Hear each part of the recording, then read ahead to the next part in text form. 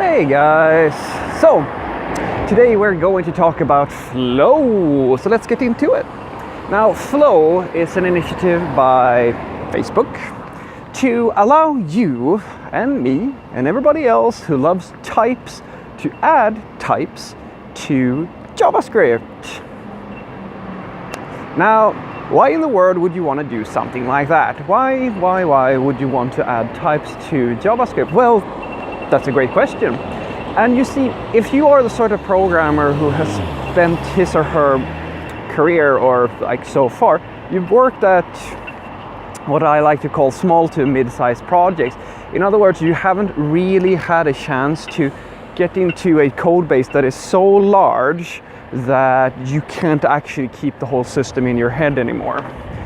That's where you haven't, and that's most likely, that's my guess anyway, that's the most likely cause as to why you haven't used types, or why you may not have seen the value in using a type system. But you see, once you get to a certain size of a project, the typing system or a type language, such as say Java or C#, it becomes very valuable, because the problem is that without a compiler or some way of tracking all the symbols in the system, in other words, all the types, it's very hard for you to figure out that if you broke something when you make a change to that system. And that's what JavaScript has had as a really big issue for a really long time. One of the biggest contributors as to why JavaScript code gets so ugly so quickly is because it's very hard for you to maintain it over time. And adding a type system helps a lot when it comes to maintenance of code.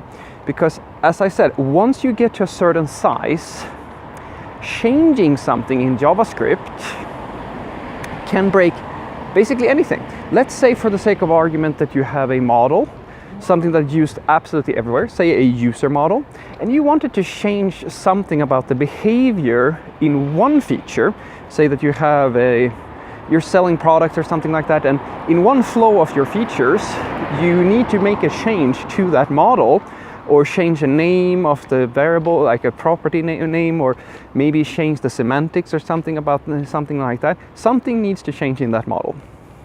Now, it might be very easy for you to make that change so that it works for the feature that you are looking at, because you're focusing and you're making sure that everything within, you kind of understand the scope of how that feature works. Now the problem is that you have hundreds of other places where that model is being referenced. So now, without a type system, you have to make sure that you didn't put an incorrect letter somewhere, or that there's no other code around that is going to break, that depends on the shape of that user model. And that's where Flow comes in, because what it will let you do is that it will allow you to declare a type. You can say that this is a user type, all the fields have this type, and what's nice about that is that if you now change something about that, you will find all the places where this code is being referenced, and you will actually get an error or a compilation error telling you that, oh, you changed, the email field should be a type of email and not just a string, for example. Now, the downsides of having something like Flow is that, of course, it adds overhead to your project, and it means that you have to have a build steps and all that good stuff. So what I like to say is the same thing I say for TypeScript. It's the same sort of limitation. Like, you add more complexity to the project in order to gain the benefits of having a type system.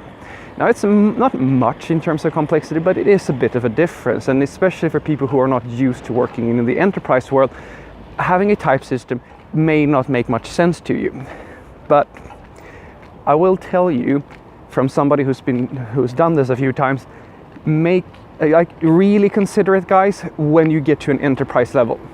If you're building something for a small project, your own project, or if you're building it for, say, a kind of consultancy deal, it's a one-time thing, it's not something that's going to live forever and ever, then you don't have to think about these sorts of things. But if you're working for a big company, or if you are providing a service to a bigger company where you know that you're going to own this code for a while, It's going to live for years, and it's most likely going to have more people than you working on it, and it might even grow in terms of scope and size. Then I highly recommend that you have a look at it, because it will help you. It will help you a lot. So, why would you use Flow over TypeScript, or vice versa? Well, that's also a good question. And all I can really say is that they're very interchangeable from my perspective. There's very slight differences in them. The one thing that Flow has that I really like is that they have a very nice interface for providing optionals. And optionals is something I really love. Some people don't, but I really do. And when it comes to TypeScript, what's nice about TypeScript is that it has a very big ecosystem. It has actually, you may not know this, but a lot of the big JavaScript projects actually do use TypeScript, and for a very good reason. For the reason I just mentioned, types help at large scale. So switching or changing between them, it's kind of up to you as a preference. I personally prefer TypeScript because the ecosystem is bigger, but Flow is still almost pretty much an equivalent in my opinion.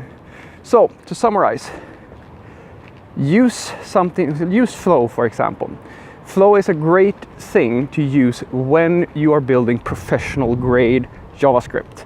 In other words, you're not building something small, you're not building some little service or something like that. It's not, you don't count your lines of code in hundreds of lines or a few thousand lines. We're talking about more than that. We're talking about maybe 10,000 lines or more at least.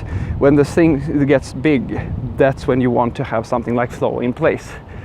And then just adding that will not, just magically make all your problems go away. You also have to understand how a type system works. You have to know how to use types. You need to use them rigorously and make sure that you're enforcing rules and all of that stuff. So it's kind of, as I said, it kind of cascades on you, because just having the type system without using it properly won't help you. So make sure that you understand languages such as Java and C#. Go and look at those languages to learn how they use types. That will be very helpful for you. And then you add Flow into your stack. But don't add it just because somebody told you that it's a good idea, because it's not going to be that useful for you at small scale. Have a great day.